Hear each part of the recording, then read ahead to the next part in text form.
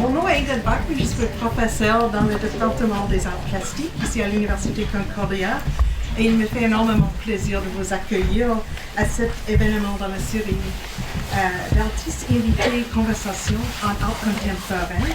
C'est la dernière pour 2013. Et j'espère vous compter parmi nous pour les prochaines conférences en 2014. Hi, my name is Ingrid Bachman. I'm a professor here in the MFA Studio Arts area, and it gives me really great pleasure to invite you to the last of the 2013 Conversations in Contemporary Art lectures. We hope that you'll join us in 2014 for the series. It gives me great pleasure to introduce Victoria Stanton, who is an interdisciplinary artist working with live action, human interaction, video, film, photography, and writing, exploring various different medias, but primarily the outward results manifest, in different forms, but performance is really the root of her practice. And Stanton has presented her works in Canada, the US, Europe, Australia, Mexico, Japan, and has published numerous texts. At the moment, she is co-author with, she's working on a new book with the Tova Collective, comprised of Anne Berube and Sylvie Tourangeau, on the question of the performative and performance art. So we'll look forward to reading about that in the future. After tonight's presentation, we're going to have a celebration in the MFA Gallery. I hope you can all join us. And now it gives me great pleasure. Please join me in welcoming Victoria Stanton.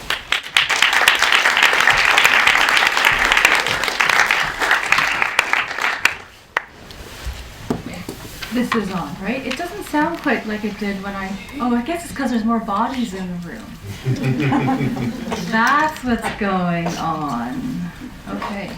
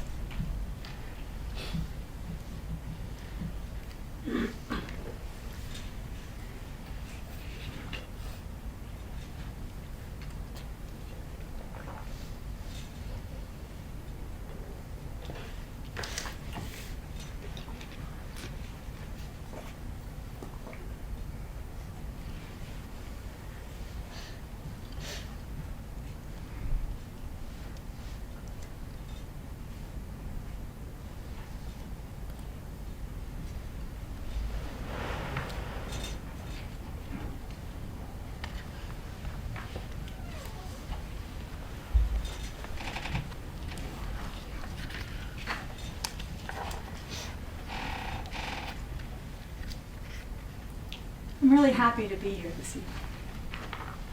And I'm so happy to see all of you here with me. It's an honor and a pleasure to be invited back to my alma mater, to the room that I haven't been in many, many years, which I was telling Ingrid in my memory was orange and brown. Was it orange and brown? Or is that just how I'm remembering it? I don't know, it was of that era. So speaking of the orange and brown era, I wasn't sure if I was going to introduce this like this, but I think I will. The introducing this like this is wanting to say that although in about a minute or 30 seconds I'm going to launch into this presentation, which starts from the mid-90s, it's funny to bring up earlier influences, but it seems like it's worth it to do so. I was thinking a lot this week about where it is that ideas would have initially come from, and where inspirations might have occurred earlier in my life to produce the kinds of desires that I would have had later on to want to do certain things in the world. And the thing I realized is I'm a kid of the 70s, and probably one of my biggest influences ever would have been Sesame Street. And when I look back at those particular vignettes that I would have watched, looking at them again as an adult, because now we can because of YouTube, I realized that being exposed to things like Philip Glass at 9 years old, that could do something to the way you see the world. So looking at this particular work, I realized, that is to me, in some sense, a Sesame Street aesthetic at work right there. So I just wanted to mention that. And moving further, also realizing that growing up in the suburbs as I did, and not really necessarily having a whole lot of exposure to high art, or at that time what would have been avant-garde or alternative culture, as it were, I did manage to see certain things because of other people who came into my life at timely moments. So the following influence after the experience of Sesame Street, which didn't come that long after, would have been the exposure to things like, I have a 1980 date in my head, what would that have been? Seeing the B-52s on Saturday Night Live doing Rock Lobster at 10 years old and being kind of shocked, but also super intrigued, and turning on the TV sort of, I don't know where my parents were. I just turned on the TV and it was on. It was super late at night. And I saw them collapsing on the stage, and I thought, what's going on? And it had a profound impact on me.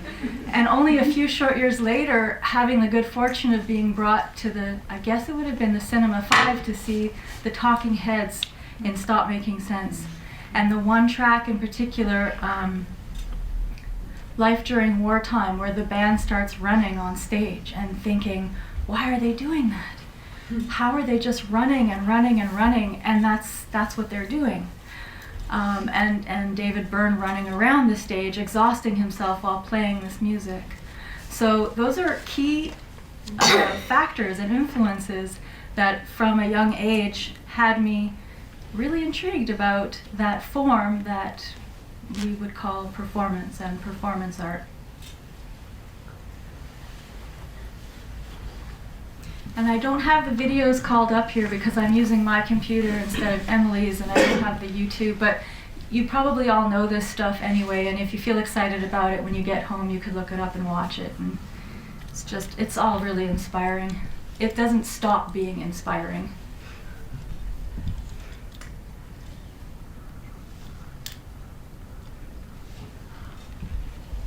So the other thing is, I thought initially I would have a lapel mic so that I'd be walking and talking, and I'm super excited to be behind a podium. It's not what I thought, but now that I'm here, I'm like, yes! I'm liking this. I think just because everything's in front of me and I don't have to think about it. And it's so unusual for me to be behind a podium, so I'm digging it.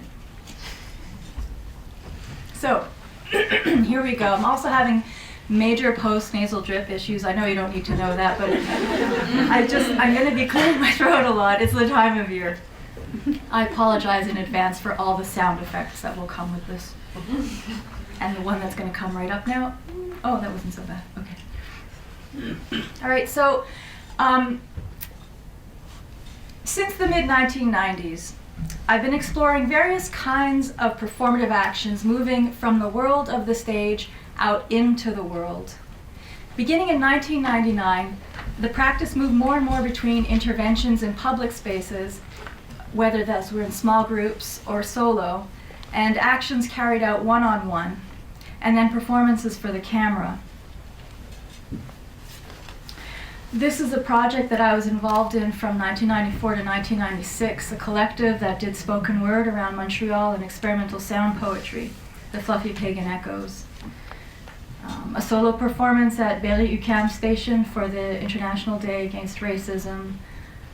Another project with Vince Tinguli, Officious Little Students, that was a performance poetry duo from 1997 to 1999. And then we had a launch for the book that we put out about spoken word and oral history and discussion on the practice of spoken word that was launched in different cities. So we did a performance in Vancouver. So a lot of work that was basically text-based. Amidst the variety of forms that my performance work has taken me, the through line has been an ongoing investigation into the ability and the desire to hold a space. The ability and the desire to disrupt the quotidian and appropriate these kinds of behaviors, to create spontaneous intimacy, and ultimately to embrace vulnerability. From the very beginning and right through to my current explorations, from early, more theatrical, stage-based spoken word iterations through to drastically stripped down, decidedly unspectacular presentations, vulnerability has been a fundamental ingredient in forming my work.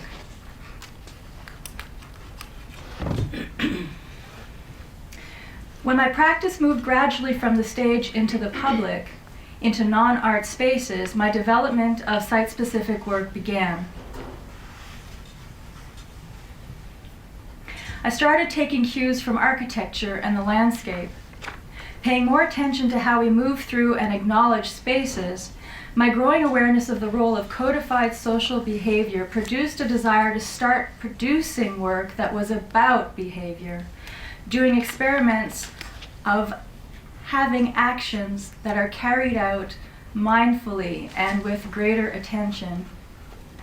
So early public interventions included one-off works such as Split. This was probably the first performance for video for the camera that I had done. Operation Cakewalk, which was a storefront performance at a venue on Saint Laurent that happened post 9/11. It was actually a work about 9/11. At the corner of Four Fountains, myself and colleague Sylvie Coton had found a location where fountains had been deactivated for several years and decided to reactivate them with our bodies, becoming the fountains temporarily. And then in the bed performance at Captain Snooze, I proposed to a group of people to come bed shopping with me. But the idea was that the 5 of us would be shopping for one bed.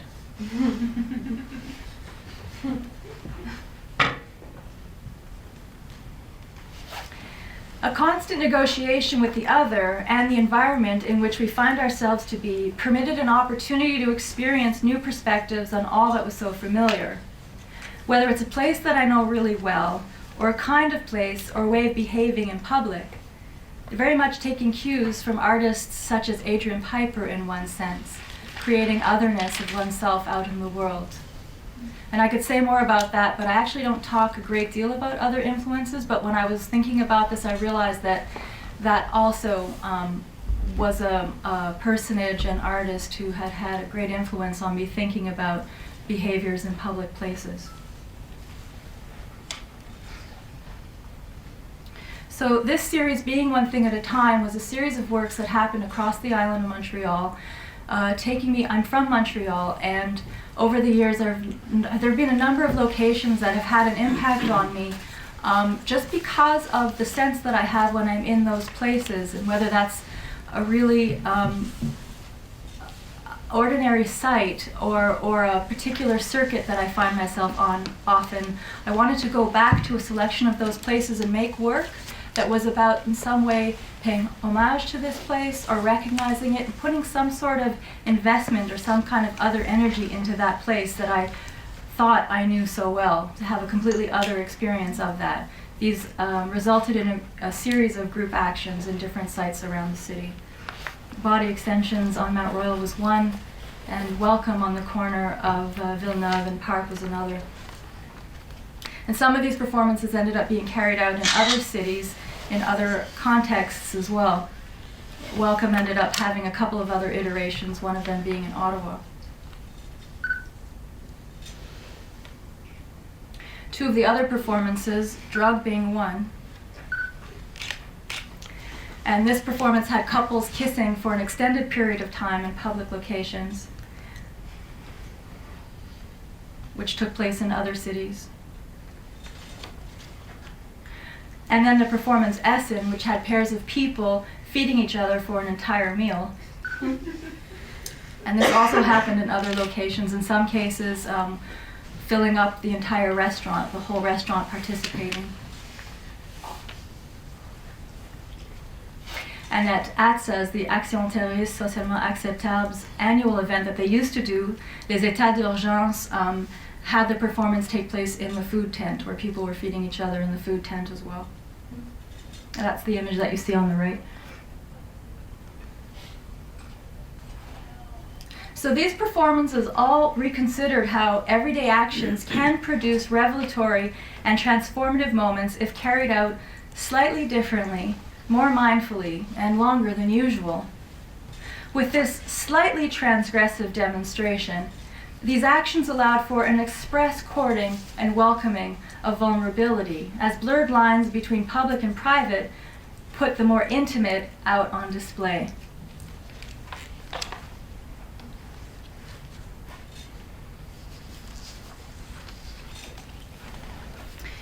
This negotiation with the other and a developing exploration of spontaneous intimacy were key components emerging in a number of relational works as well. These were being done in parallel with the public interventions, the public actions or actions done in public spaces. So in the Bank of Victoria, I met with people to discuss financial concerns, mostly other artists and students, and then issued checks from the bank, from my bank. And this particular performance, between 2001 and 2005, had different versions in different places as well. And an interesting component about this was it's kind of taboo to talk about money. And I found the experience quite enlightening in the ways that people rather easily would let down their guard and talk about these profound concerns, which at the end of the day weren't necessarily about money, but just about basic survival in this world. So various other one-on-one works offered the opportunity to meet with visitors in quiet, contemplative locations, usually transitional spaces, occasionally in sites such as a hotel room. Here the encounter was not directed by a specific subject, but more of a need to create a moment outside of time, to open up a space for simply being, or kind of break from the rest of the world. As the enclosed space of the room provided a protective container, the possibility for spontaneous intimacy, and indeed another kind of vulnerability, increased.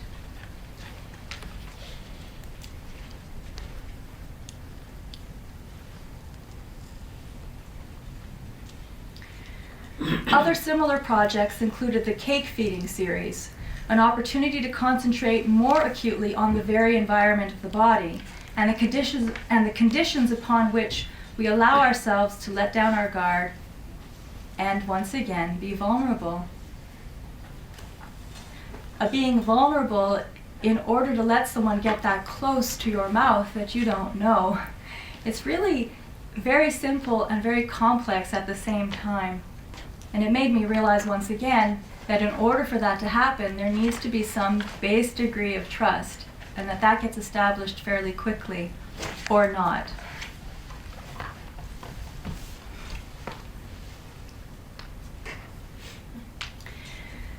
As this performance research progressed, and with my practice bringing me to more and more previously unvisited locations, another kind of engagement emerged. Becoming increasingly attuned to connections in unfamiliar environments, my perceptions of how one may hold a space and how one sits with vulnerability became a study of how we develop an intimate sense of who we are in our relationship to spaces and place, but in particular across time. So what I mean by that is,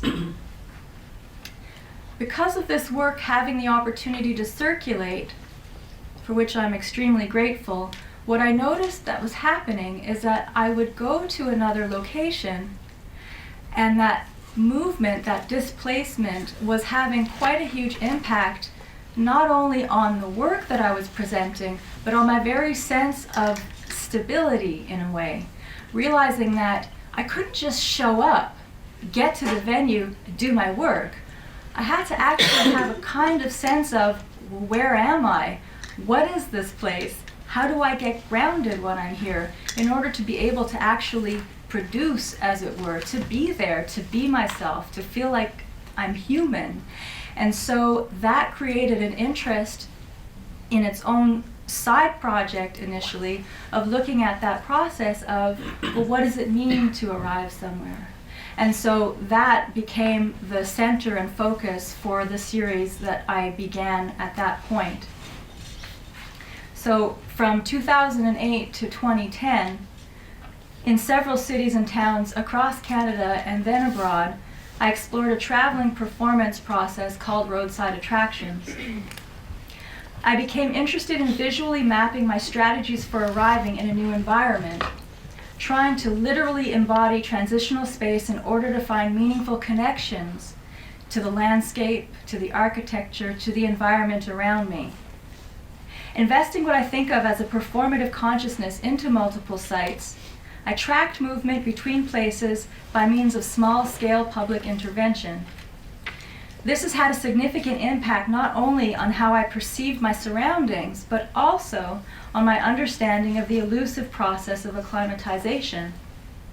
Acclimatization being the means by which we begin to feel more comfortable or relatively at home in our environment. I put "at home" in quotation marks. And also to see how within this environment we can move with some degree of ease.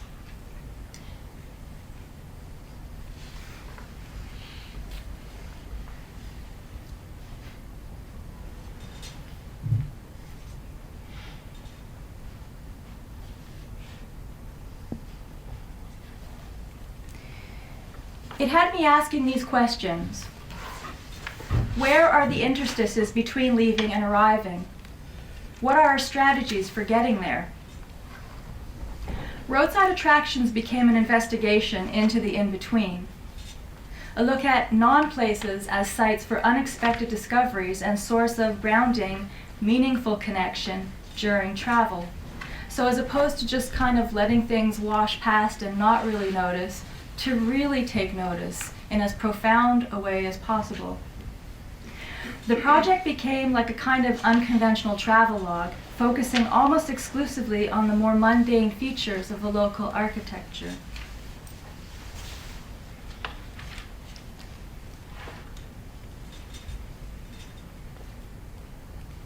These are stills from a 3-screen video projection that after the video was done, which is the case for each of the actions that were shot on camera, ended up being projected in the context of a live performance. So the projection would come up and then there would be a live performance component accompanying the projection. So looking at different times and different spaces and the body in different time and spaces simultaneously.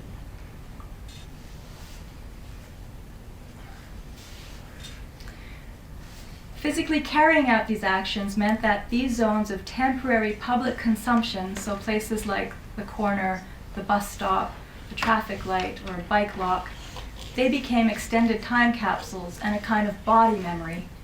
that marked a passage between point A and point B. Tracking non-sites, I realized, was not just about acknowledging the more neglected or invisible zones of the built environment. It also became about acknowledging the more subtle processes that allowed me to arrive.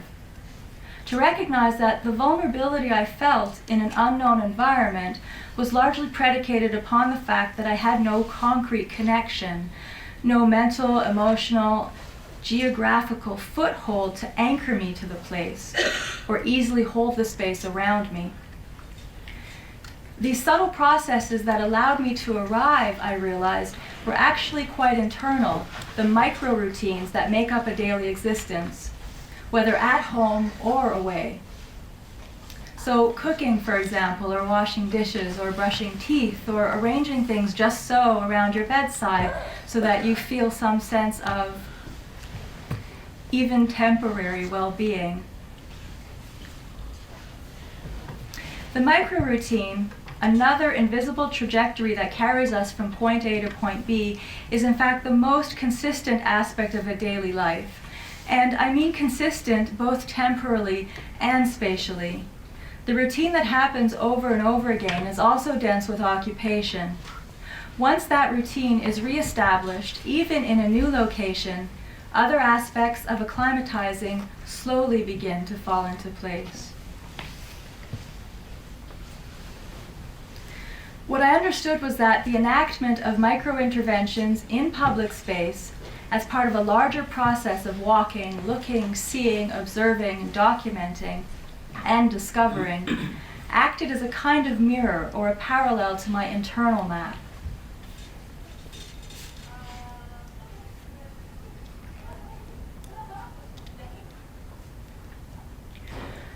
Recognizing myself in the invisible traces of an action previously carried out, well, each landmark located a relationship, essentially, fixing a connection along another point in a space-time continuum, a point that could be accessed again and again. Mapping places and non-places from the outside, I fixed the location within.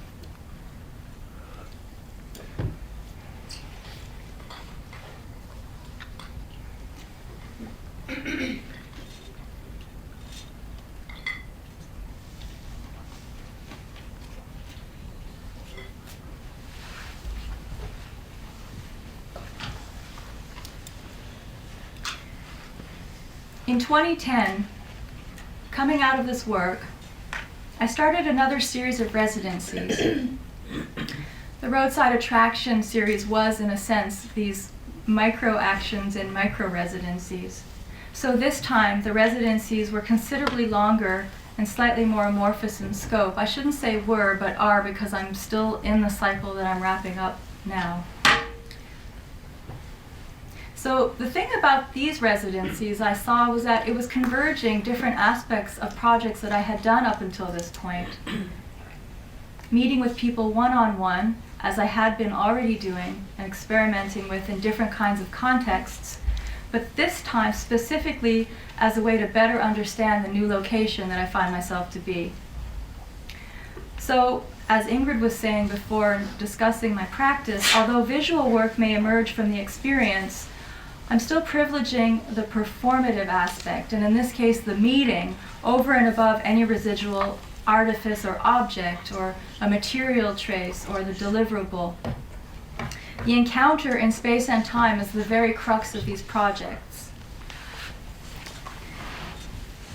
In Father Work, Mon Travail, a project that was carried out with the Troisième Impériale in Granby, I spent a year and a half going back and forth from Granby to Montreal. And this was a process that, rather open-ended, I realized, became very much about an important encounter that I had there. And the project developed through the eyes of my primary collaborator. The town was discovered with the help of William Poulin. I met William quite by accident. Going into this residence, the path of my specific trajectory ended up, in essence, being carved out of our exchanges. Over the several months of spending time together and visiting the town, We discovered multiple points of serendipity in our lives and between respective members of our family. The final work, a series of photos and a short film, ended up quite unexpectedly being about my father.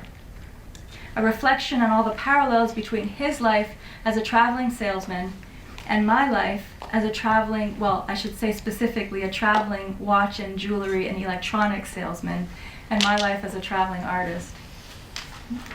William represented the full intersection between us both, himself a young salesman in electronics and an aspiring artist, who since relocated to Montreal to study at Concordia, by the way.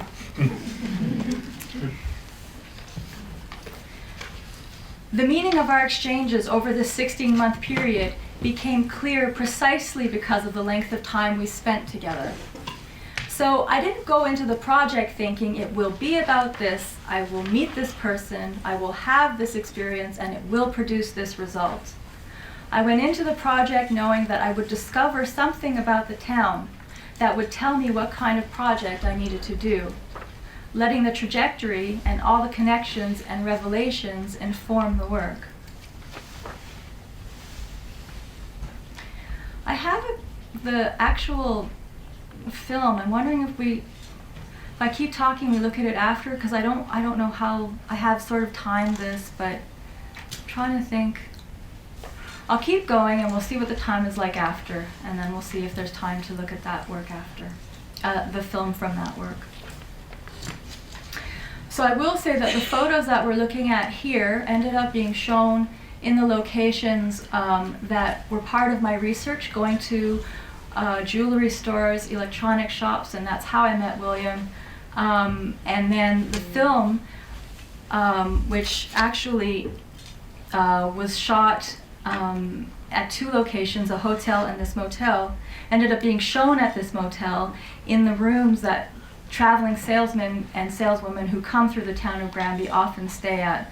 So it was, the venue itself became very much a part of the project itself. That was a reflection on the lives of people who stayed in that space.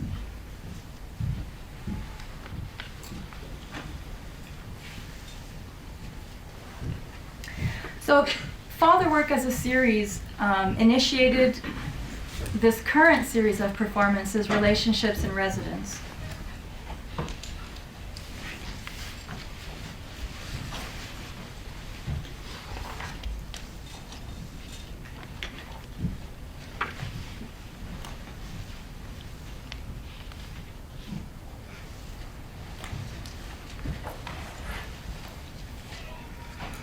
So, be it that there's this foundation for moving through this work, wanting to continue to experiment with creating spaces for intimacy, looking at how it is we hold space together, looking at how it is that we embrace vulnerability. This work really moved my interests, but also I want to say a deepening part of my research into that very space of the in-between. So really wanting to understand and experiment with what is it that is in between me and this person? What is it that goes on in a performance context between me and an audience, whatever that audience might consist of, one person or a group? What is it that happens in those in-between spaces when I'm not quite on stage, or when I'm not quite there yet, but something is still working? What is it that happens between me and the location when I'm moving through a transitional space? All of those elements really began to filter through. And with that, it had me thinking about place from another perspective. The idea that place really, although it seemed to start with an interest in exploring landscape, the built environment, various forms of architectural presences, it also became very much about the way place is a social phenomenon.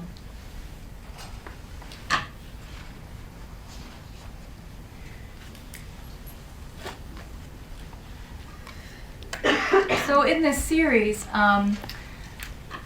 I had the opportunity to spend a couple of months in Real del Monte in Mexico, which is a former mining town next to the capital city of Pachuca and Hidalgo. This is a mining area of Mexico. And in that experience, this is a former mine, which is now a mining museum.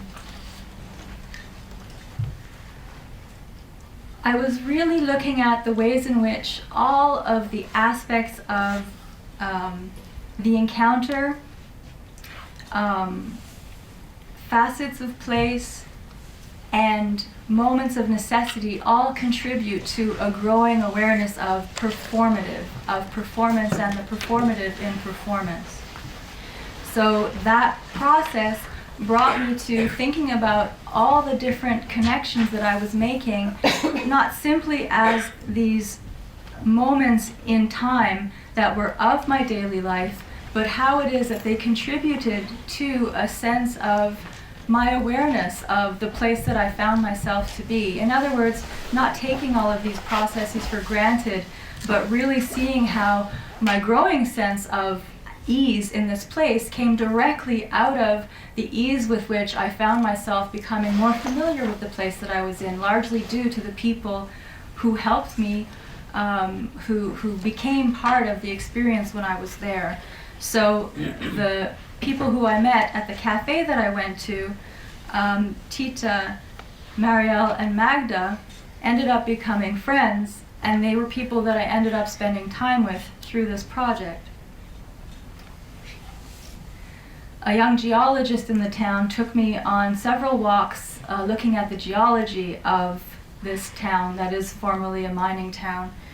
And we visited the mining museum together as well.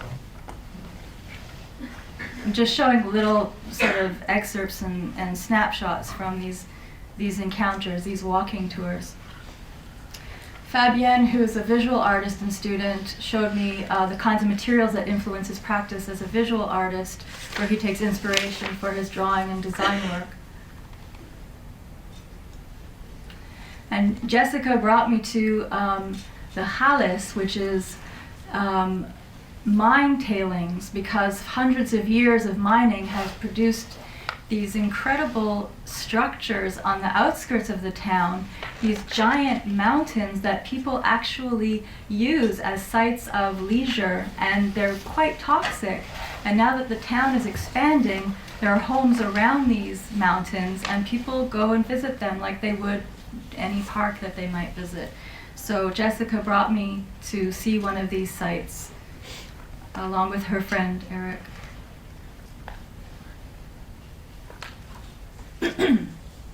Hey, the sound effects haven't been that bad after all. So, privileging the meeting over and above any residual artifice, the value here in this work is placed on the very exchange, on the time being spent together. So like the hotel room encounters from before, creating a moment outside of time to open up a space for simply being, a kind of break from the rest of the world. Except this time the shared moment is linked directly to the location. This highly personalized and ephemeral geographic mapping becomes a performance of encounter where another space opens up. In this space of encounter and exchange, the more invisible stories of place and in some senses of identities now surface. In this process, the city becomes a living museum. The city, the town, the location. And unlike the tours that you may be invited to or have the chance to experience that give you official versions of history, these one-on-one encounters become a form of alternative guided tour. They're about discovering and uncovering the many unofficial versions of a multi-layered story. So even as I may receive snippets of historical facts, and several stories would include facets of official history, the personalized delivery and my receiving the information in an informal context brings an importantly subjective quality to fact. So, as I was just starting to embark upon the notion of place as a social phenomenon, A place is made up of many factors. So in this case, I'm talking about space being something more general and place being more particular. So the factors that do make up place, its histories, its landscape, its architecture, its socio-political structures and economies, are one aspect, but place as a phenomenon is a construct of the identities that make up its existence. Place is the localized and particularized assemblage of the people and communities that move through, inhabit, and constitute it.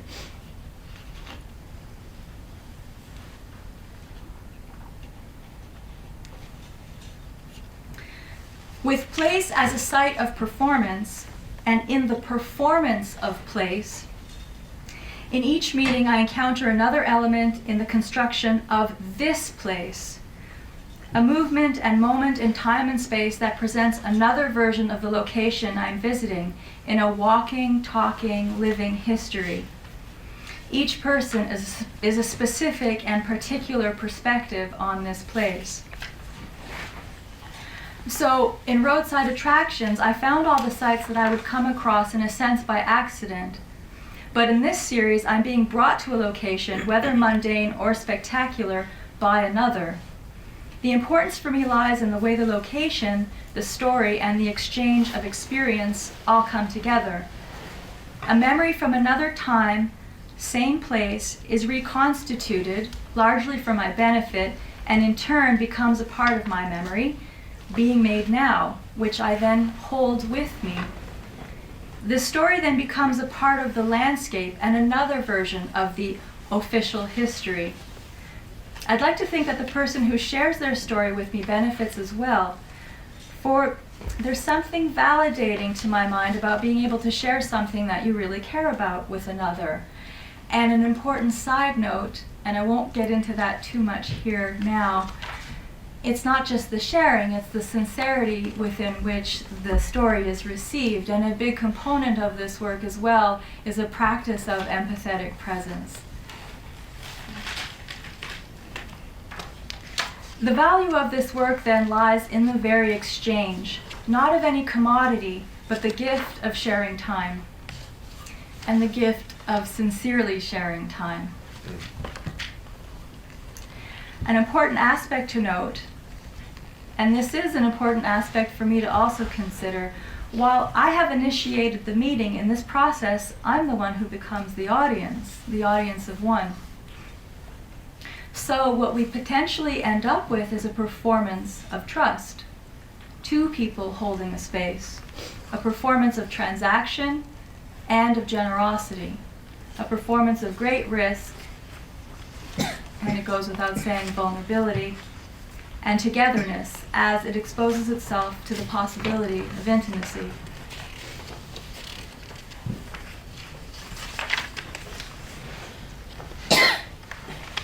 So the next residence happened in St. John, and this is an identifying marker of St. John. It has an important role and impact on a collective identity being surrounded as it is by heavy industry. And yet within that, all of the encounters showed a whole nother perspective on the city that is St. John. This is, you can't really see the details of it, but just my working map from which to gauge the places that I visited, on what day and with whom. So Kelly and Wayne brought me up to Kelly's terrace to see the patio on top of her building where she was living at the time, a place that she spends a lot of time in the warmer days. And I ended up actually meeting with Kelly on several occasions, going on several walks with her during the time I was there. An interesting thing about these encounters is they are really walking tours. And occasionally people bring me places by car, but often there's a journey that we go on together to get to the location together. So there's something about that in between. We don't just arrive at a location, but we have this whole process of getting there together as well. So Deanna and Andrew brought me to a beach that they used to bring their dog to for walks before their dog died, and this beach is just down the road from where they live. Mike brought me to the other side of Reversing Falls, And Fran brought me to a site, a lot that her parents had purchased, I can't remember how long ago, with the idea of eventually building a house, except that there is no house, and she often goes there just to spend time when she needs quiet time alone. Vanessa brought me to a lake that her grandfather used to bring her ice fishing when she was a little girl. This was, I think, the very, very end of ice fishing season when we were there. Jody brought me to Jardine's Alley. This is where he experienced his first tragic heartbreak. Megan brought me with her dog, I can't remember her dog's name, to an area that's being rapidly developed on the outside, the outskirts of St. John. Big box stores are coming up at an alarming rate, and there's still the outcropping though that's there facing the big box stores. And Megan's quite interested. She doesn't live far from there, to see how quickly the place has changed over such a short period of time. And she's not just disenchanted by it, but equally fascinated by this process. And the question she asked me when we were together was, you know, what do you think this place is going to look like in another 100 years? Knowing that this is just how the world keeps changing. Another site that Vanessa spends a lot of time at, it's just down the block from where she works. It's a beach near where she works. Allison brought me to a library. She's a recent transplant to St. John at the time that we met, and spent a lot of time at this library writing. She's a poet, and she read me a poem that she read while sitting at that desk looking out the window at the harbor outside. I meant to look this up. I was looking at the slide before coming here. The names of both of these people completely escape me. It's a total blank that I have, which I'm not proud of. But these two women, who are also recent transplants to St. John, often walk around the provincial park there, and they brought me there on a walk. Elizabeth and her business partner, his name's also escaping me, opened a restaurant, and the feature of the restaurant is that they have this communal table. So Elizabeth's sense is that this is the place where people can come and converge in a way that most restaurants don't necessarily have, that kind of space for people to be together who might not know each other but actually bump up against each other and have unexpected, spontaneous exchanges.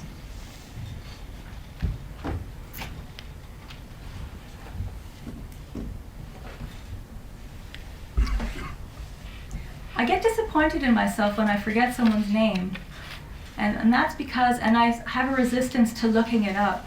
I think it's because the encounter has such a profound impact on me that I think, how could I possibly forget this person's name? And yet it happens. And so this is another person whose name is completely escaping me. And if Chris happens to be here, and I don't think he is, it's a good friend of Chris Lloyd's. Okay, he's not here. So,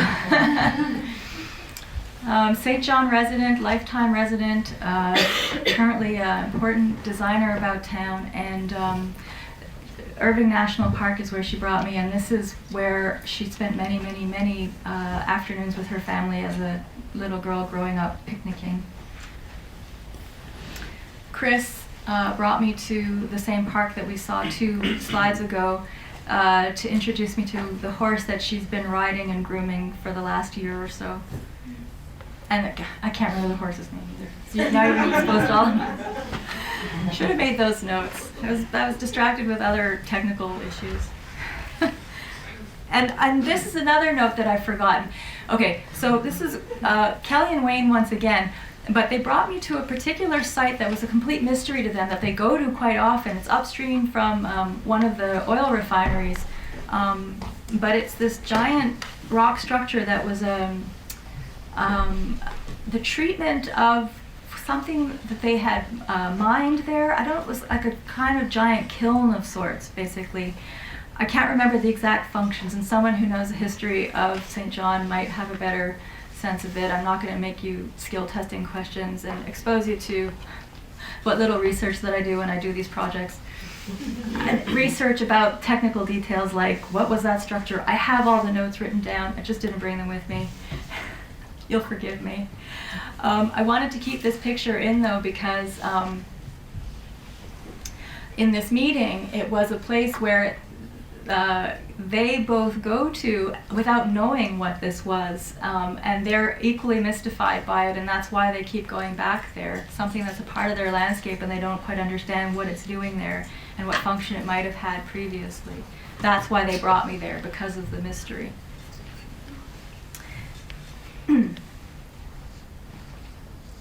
And Barb brought me to the corner of Sam Davis and another main street in suburban St. John. And she brought me there because she's an engineer. This was the first project that she'd had where she actually designed, coordinated the pipe infrastructure that's underneath the road.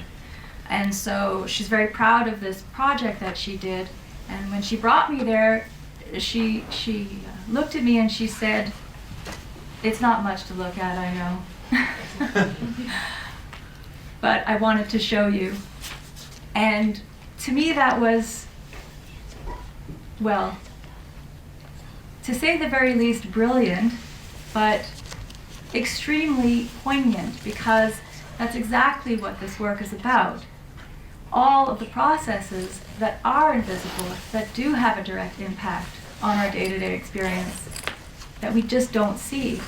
So I love the fact that she was acknowledging something that is so important, not just to her, but to the city, and that it's something that we can't actually look at, but is there, literally, subterraneanly, and having a direct impact on our day-to-day lives.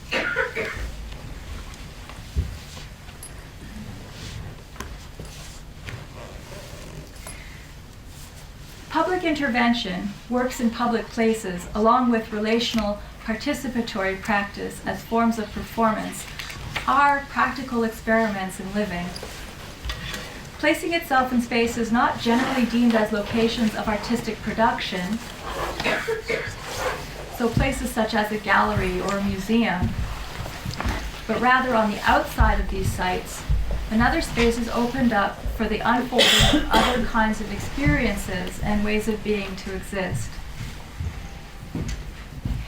The encounter of intersection, where you meet me and we step into each other's orbit, thereby crossing from my world into yours and your world into mine, produces a dynamic of exchange. It's two worlds overlapping. The space between us is now a shared area of interaction. That space between us, a performance of transaction and generosity, is a space of becoming, a zone of fertile potential where, even as we come together in real time, neither can know what the eventual result or future impact of our encounter might be.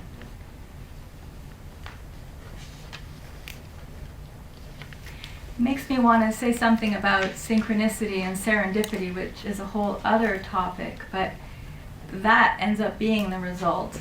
There are all kinds of synchronicities that do emerge in these kinds of situations. Nearly invisible is the frame that calls the encounter into being. When the art frame is less obvious, when the site of making is outside of conventional art contexts, when art and life collide in a seamless, parallel movement of coexistence, it can be difficult to ascertain, well, where's the art? Boundaries risk dissolving more easily, and the space of negotiation becomes less about an audience-artist relationship, but about contact as human to human. This redefines the role of art and that of the artist. And I'm going to interrupt myself because I'm just having a flash. When I was working on this particular paragraph almost a year ago, not quite, well, when I was in St. John, because that's when this started coming together as a text, I was actually reading a description of an event being organized through a course being offered here by Jess. And that really resonated for me. There was an amazing sentence in that description. It was actually a description of the course and the event, discussing the role of the artist, and I thought that's what this is about. We're in an era where, to my mind, we necessarily need to keep looking at what the role of art is now, and what the evolving role of the artist is at this stage in history.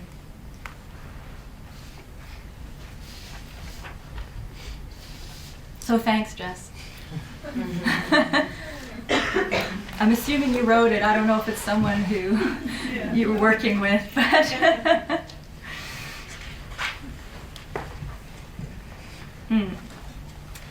The performativity of us together in the environment, creating the space of meeting out in the world and out of thin air. This is what I think of when I'm in this work. You're here because I invited you to be here with me, whether that was me sitting at a table and you decided to join me, or me sending out a call for participants and you said, yep, I want to take part. Right there, the performance has begun.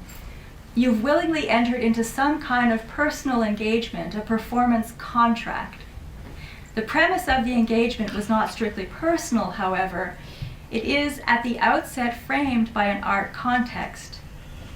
A residence either being hosted by some form of art institution or self-initiated. In either case, this context is what informs the very basis of the encounter. Again, the frame itself, for all intents and purposes, pretty much invisible. And yet, it is there. It is what permits this encounter to come into existence. It is what informs the interest and the movement of the now collaborative trajectory. It is what has offered an invaluable context and a container within which to carry out this research, an extremely subtle and delicate process of social engagement. And I do think of these works, not just when I say these works, my works, this kind of work that's happening now within the art world, within the world. I do think of these works as a form of social engagement. And, I mean, really, it's how I end up in each of these places. I wouldn't be there if not for that frame. This project is still going on and currently wrapping up in Sainte Thérèse at Praxis. This is the front view of the Cégep, which is not only a landmark, and it's funny to have such a typical landmark, but it's a defining feature of the city of Sainte Thérèse, as so many art students have gone through Sainte Thérèse, even if they don't live there, and a number of the people who I met with were either currently or formerly students at that Cégep. So Charles Alexandre brought me to Terrain Vague, this big field with electrical towers between two rows of suburban houses. Many years ago, as a 14-year-old, he'd had several trippy experiences there when he was a kid running around loose in the streets of Sainte Thérèse. I won't say more about it. But he also brought me to play badminton at the Centre Sportif. Stéphanie and her partner Jonathan met at the Cégep in Sainte Thérèse when they were teenagers, and one of the many student strikes in the history of strikes 20 years ago had them at a bed-in. They were looking for a cafe to have a coffee at 5 in the morning after they left the bed-in, and that was the only place that was open. They brought me back there with their 3 children 20 years later. They hadn't been back since, so I had a bit of a reunion with them at the Voltigeur. Diane is a 20-year resident of Sainte Thérèse, and she brought me on her circuit that she walks every day, talking to me about the various places that she visits on her circuit. For the first time, and the only time since I started doing this work, Melissa didn't have any place to show me. She just wanted to meet me. So she got in touch and we got together and we hung out. That's what she wanted to do, so that's what we did.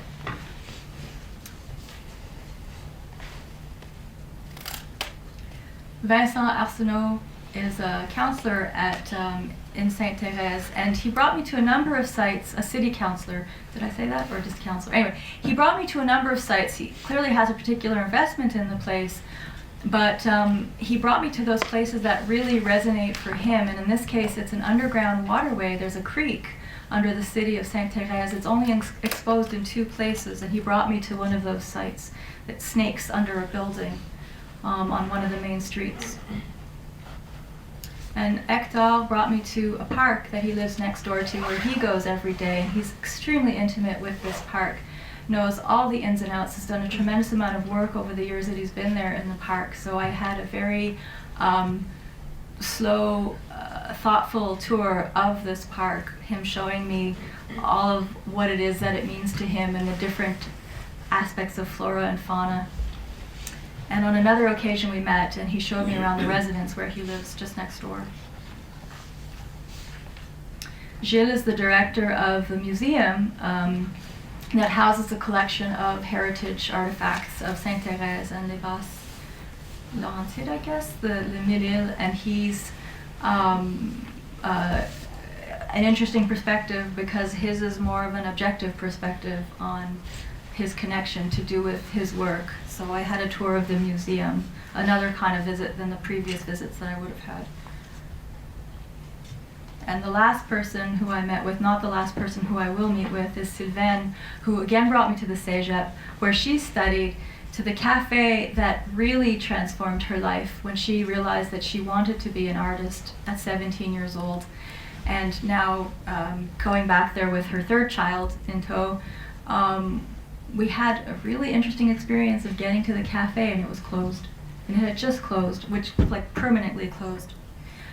So there was a bit of a shock for her of not expecting to just see this place that was completely not the place that it used to be anymore, and to be witness to that experience myself.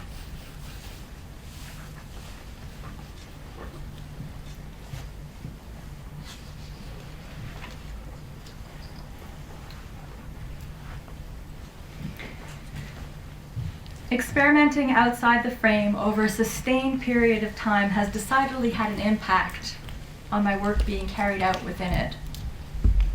Coming back to the stage within solo practice, after considerable hiatus away from it, my interest is in trying to continue creating spaces of experience and connection with as little artifice as possible.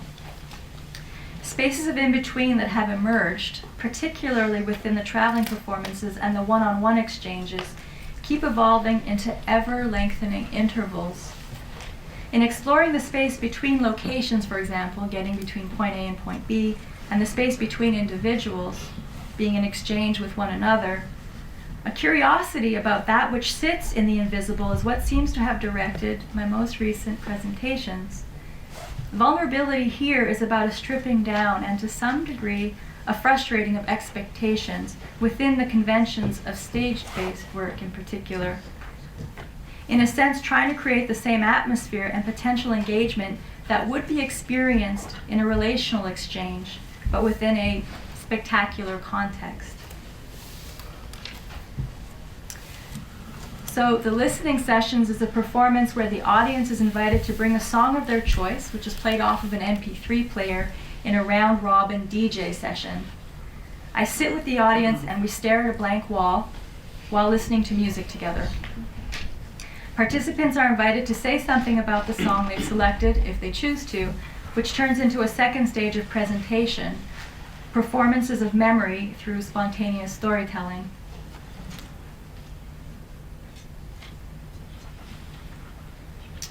And Sharpshooter, Top 5 Hits, lessons number 1 and 2, happened in 2 sites, an off-site location where there were members of the public, very few people came out. It ended up being a kind of furtive performance of sorts. It couldn't be documented and except through sketching. And I went to a location that I would not normally find myself to carry out this action, not necessarily for the purposes that one would be carrying out this action. So that action being my first and quite probably only firing lesson in a shooting range out in Lachine. So that was the first part of the performance of Sharpshooter. And then in the second part, I had my first piano lesson in public at the Bain Saint-Michel. So the piano lesson was song number 5. in a playlist of my top 5 trigger songs. Those songs that make me weep uncontrollably, normally. Played back to back, this became another version of a listening session. The first 4 songs were pre-recorded and the last one was played live on the piano. And when I didn't cry on cue, as was my initial expectation, I deliberately set myself up to fail, frustrating my own expectations. Without a contingency plan, this became a performance about simply being. This is the target, as you can see. This was my version of the target, which they didn't let me use at the shooting range. So I put a hole in it myself in the performance. So, no plan B. Just simply being. Being alone, being together, being vulnerable, holding space collectively in a prolonged space of interval. I describe these last few events in greater detail because these are the works that are still sitting closest to my consciousness and also still sitting very much in my body. And I find they illustrate quite vividly that place of exploring vulnerability, when a deliberate putting oneself on the line, an invitation to sit with awkwardness, become the center and driving motivation for the work.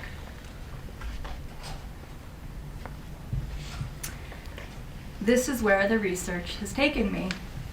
I'm trying to pry open that space in between these two planes of existence, to mash the two together in an inextricably linked whole and try pulling them apart again and see if I can understand what happens between them, to sit within that ambiguous interval. When the art frame is more or less invisible, holding the space is potentially tricky. And when the frame is present but the action is more or less absent, the work becomes specifically about holding a space, a performance of ambiguity. The entire trajectory of my work, from the very beginning on stage, now out in the world, and back again, and then more generally in more imperceptible terms, has become a search into what then is the essence of this thing I call performance. If it's so closely tied to life, what is performance? What is the performance? What is the rest of life? Has the performance started? When does the performance end? Does the performance end? Has this performance ended?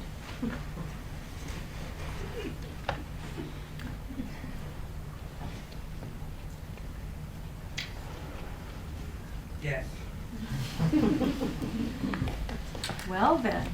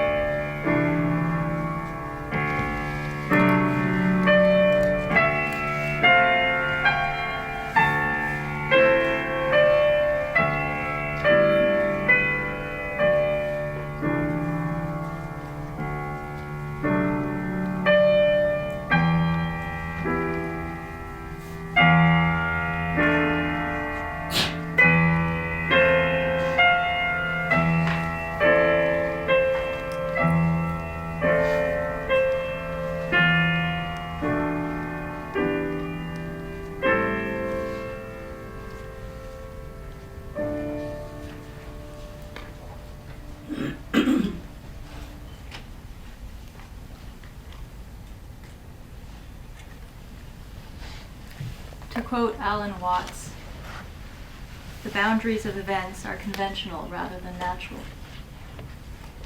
Thank you.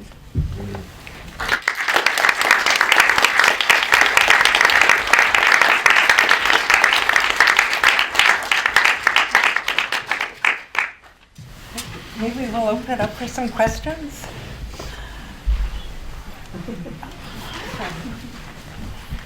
Hi. I'd speak loudly, right? Yeah.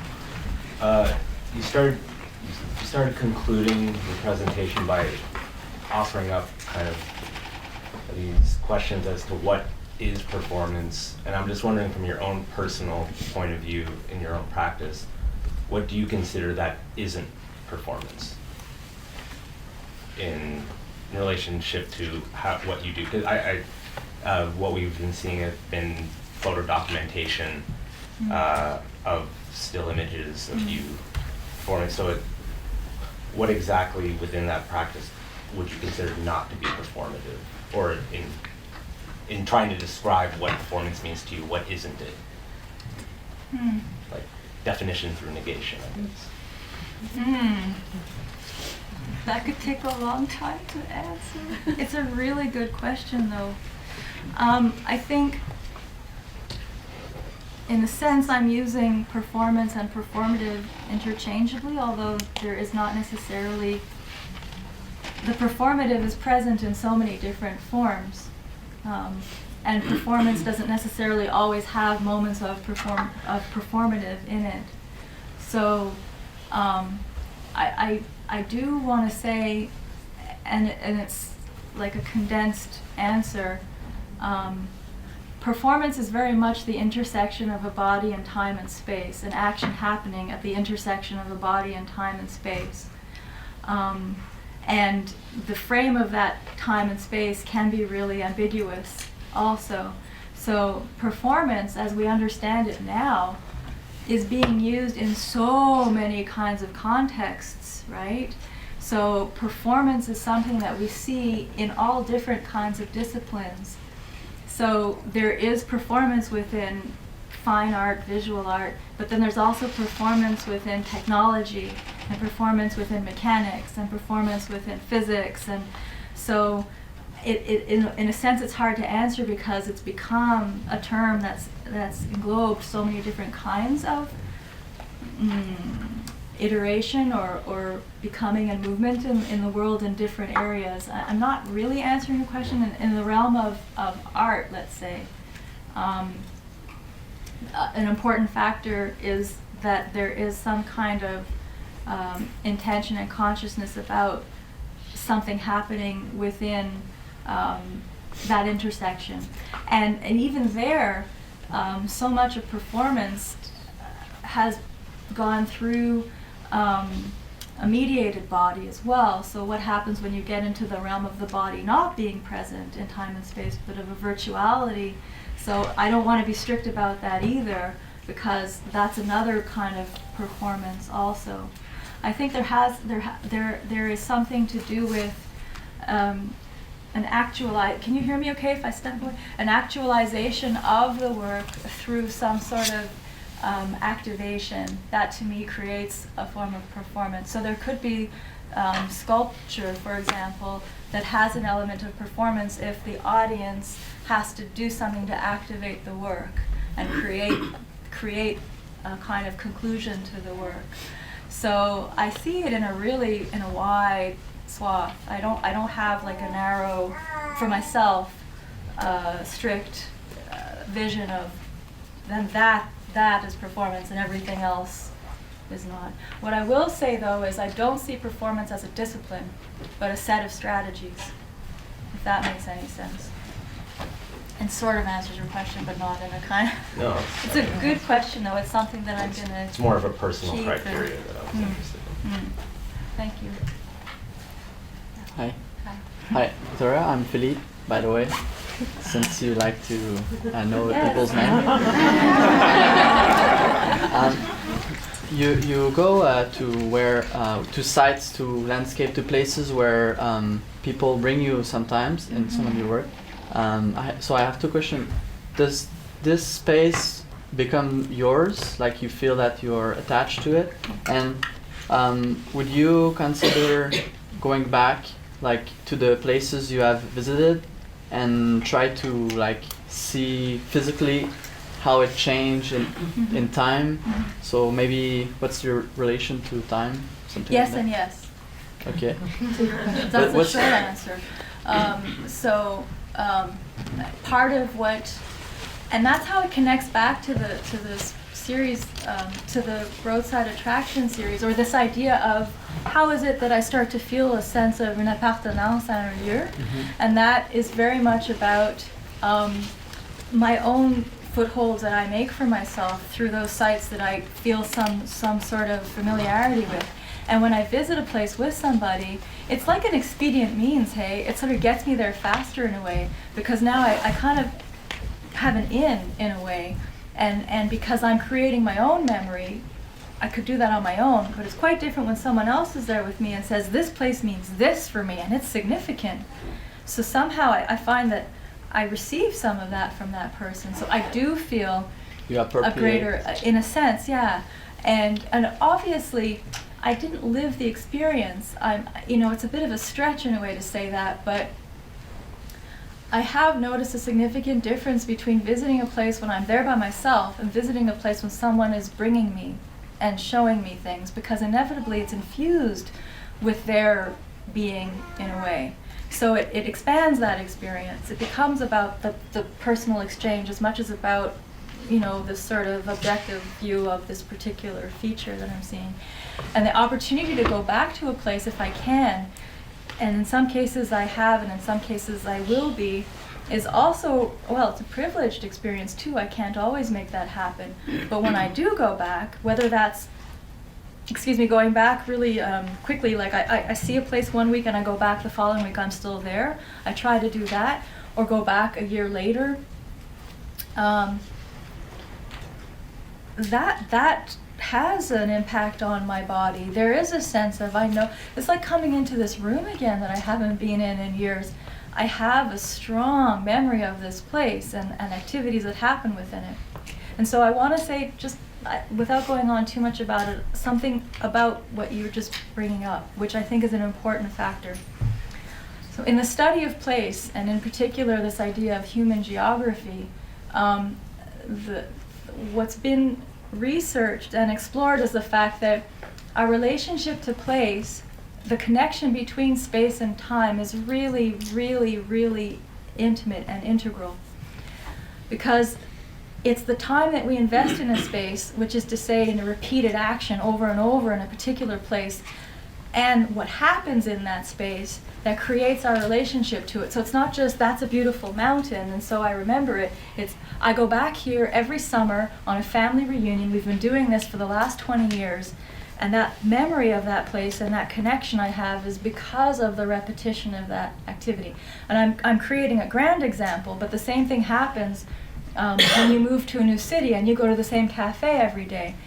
You end up creating some sort of relationship to the place because of the repeated investment that you have. So that repetition over time has a definite impact on your experience of the place, but also on a kind of collective experience of the place, even though yours is one story. So that space-time connection I find is really important too, in that repetition over time. I think there's here, and here. I guess I wanted to talk or ask you about the liminal space that you talked about. And these are questions also that I asked myself in my practice of how you talked about this liminal space as being to have multiple spaces and times within it, right? And I was wondering, do you see this multiplicity of time and space intertwining and becoming one, or do they coexist in that same liminal space? Or perhaps, and I asked perhaps they only exist, as a spaceless or timeless place that only exists within the people, the viewers that are in that space. Do you think it's possible that it travels across those three? Because my sense is that it would do that. That these time space, that liminality would coexist, but then it would also move across one person's experience to another's and to another's. So if I'm not in that space, in a sense, that space doesn't exist. It only exists when I'm there. But then there's a liminality there because it's still happening even if I'm not there. But someone else is there investing that space. So as a quick answer, because this is juicy. This is the kind of discussion that I would happily spend hours getting into. And so I can see why it's something that's preoccupying you and you're thinking about. But my sense is that because liminality in a way is really amorphous, and that's the beauty of it, it's what's outside of this, that can move across, a simultaneity, and then a, what would you call it, a succession. So it can do both. It can be successive, but it could also be simultaneous. Yeah, and I think it can move across those. Yeah. Thank you. Hi. You talk about the in-between spaces being an inquiry into transitional space, a complication between the viewers and the artist, and a space for time and disruption. Mm-hmm. So as a viewer that fears entering into such a space, such as myself, how do you make room in your work to address the state of vulnerability and fear a spectator or a participant might enter into? And do you have any rules or ground rules about how far you'll go with the spectator, viewer, participant? Such a good question. There's a really important factor for me, and that's these things kind of work together. I think respect is a sort of foundational underpinning. There needs to be this respect. I'll start with that. If I sense that there's something going on that the person's not quite comfortable with, if I have an agenda, it's my agenda. It's not something I'm going to push on someone. And the person who's there with me has agency. And so there's always room for rules to shift, which is to say the ground rules are there as a starting point. So it's like a loose structure that organizes the thing, but it's a loose structure. So when I get there, if somebody says, I want to go here, and I think, oh, that's a good idea, let's go here. Or I don't want to go at all, I'm backing out. That's perfectly good. So the second part to answer that question is part of the work for me over the years, and it's an ongoing process, is that I don't know, it's a funny thing to say, but there's a sensitivity training involved in a sense, whereby part of the work becomes about how you read someone's energy. And now I'm getting into the ephemeral and the esoteric, but that's become part of the work too, because if I'm completely closed off as the initiator, or if I'm spaced out or distracted, I might not be reading signs that are coming really clearly at me. So the idea is that as much as possible that I make myself as available as possible, but that being available also involves a sensitivity to what's coming at me. And that works both ways. That's for my own protection, I'll put that in quotation marks, but also for the respect of the person who's with me. So part of the work, when I talked about the component of empathetic presence, is about that. And it's also about, practicing being able to tell what's going on with this person so that I can respond to what's not being necessarily directly spoken. I'm not saying I have it all figured out, but this is an ongoing part of the process too. So if someone came to me, like if someone like yourself said, I want it, but I'm not sure, then it'd be like, when you're ready. And if you're not, we don't have to. And if you are, but you want to just check this out and stop there. So there's always room. There's always a flexibility there, as opposed to a hard structure. Yeah. Thank you for your question. Yeah. Do you have a question? You had a question too. Yeah. Colin. Yeah. Well, an appreciation of performing vulnerability by not remembering people's names. And I wanted to ask about the idea of, you talk about the relational, the social practice art, and the engagement with place and place making as a co-creative act. But in the storytellings, I guess I'm imagining, and I'm getting hints of it from your kind of summary of some of the encounters, that there are dialogues or that there are encounters that are built around absencing.